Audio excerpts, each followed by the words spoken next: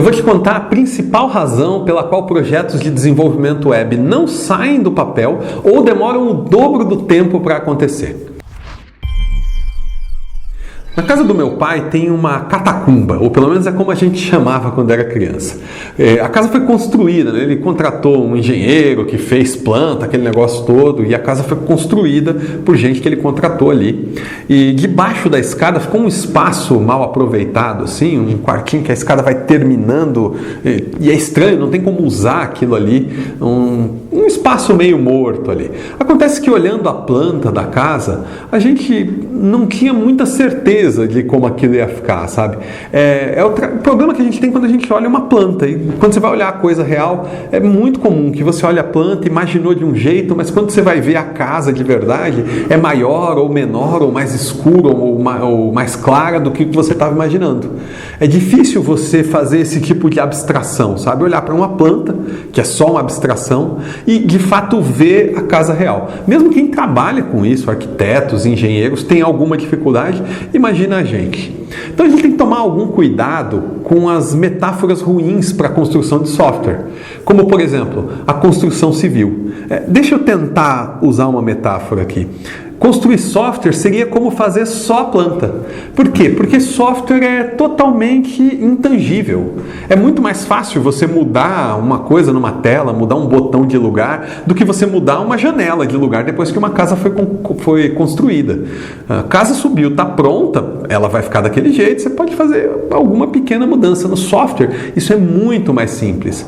Então a gente criou processos de desenvolvimento de software que são baseados nas coisas que a gente tinha antes, na indústria, na construção civil e no jeito de gerir esse tipo de projeto, e que, sinceramente, quando você traz isso para software, isso coloca amarras no processo, isso coloca restrições no processo que não são boas nem necessárias. Como é que funciona o processo de desenvolvimento de software aí? Na maioria dos lugares, por exemplo, vou te dar um passo a passo. Primeiro passo, se faz um planejamento. Vou fazer aqui um estudo de qual é a necessidade que a gente tem, o que a gente tem que construir, como vai ser o banco de dados, a tecnologia, as telas, etc. e tal. Se faz uma pesquisa, como é que os concorrentes estão resolvendo, o que o nosso usuário quer, qual exatamente o detalhe do problema. A partir daí a gente passa para o terceiro passo, arquitetura de informação e modelagem. Que é quando se pega o planejamento e pesquisa e se transforma isso em diagramas. Diagramas da tela, é a tela em preto e branco, a gente chama de wireframes. Tem um nome legal para cada coisa nesse negócio, né? Modelagem de dados, que a gente faz um desenho de como vai ser o banco de dados. Depois disso a gente passa para o design, em que a gente vai de fato desenhar as telas como elas vão ser. Colocar a cor, a fonte, a imagem, o logotipo, as coisas no lugar ali, como vai ser a tela quando tiver implementada a tela real. Até aqui, a gente trabalhou apenas com abstrações. Quando você olha para o design, aí que as coisas começam a fazer sentido. Aí que você começa a olhar e ver de fato o software que vai ser construído. Mas mesmo o design ainda é uma abstração. Porque hoje a gente tem, por exemplo, o layout responsivo, né? O design responsivo, ele se adapta aos vários tamanhos de tela. E você não consegue fazer isso com uma imagem feita no Photoshop. A gente tem animações, a gente tem o próprio fluxo de navegação, o que acontece quando clica em cada coisa. Nada disso pode ser descrito por uma tela de design, por uma tela de Photoshop. Não tem como fazer lá. Depois disso tudo, de todas essas etapas de abstrações, em que você faz planejamento, pesquisa, wireframe, diagrama de classe, diagrama de tabelas, etc., faz design, aí que começa o desenvolvimento. Longas fases de desenvolvimento, revisões e testes. E durante essa fase de desenvolvimento se refaz muita coisa das primeiras fases. Cuidado, refazer é aprendizado, mas também é jogar trabalho no lixo. No final do desenvolvimento é que você começa a aprender de verdade. Por quê? Depois de todo esse tempo planejando e construindo o que você planejou, aí é que vem a prova de verdade. Nenhum plano resiste ao campo de batalha. Quando você pega o seu software e começa a mostrar o software real para usuários reais, aí os problemas começam a aparecer.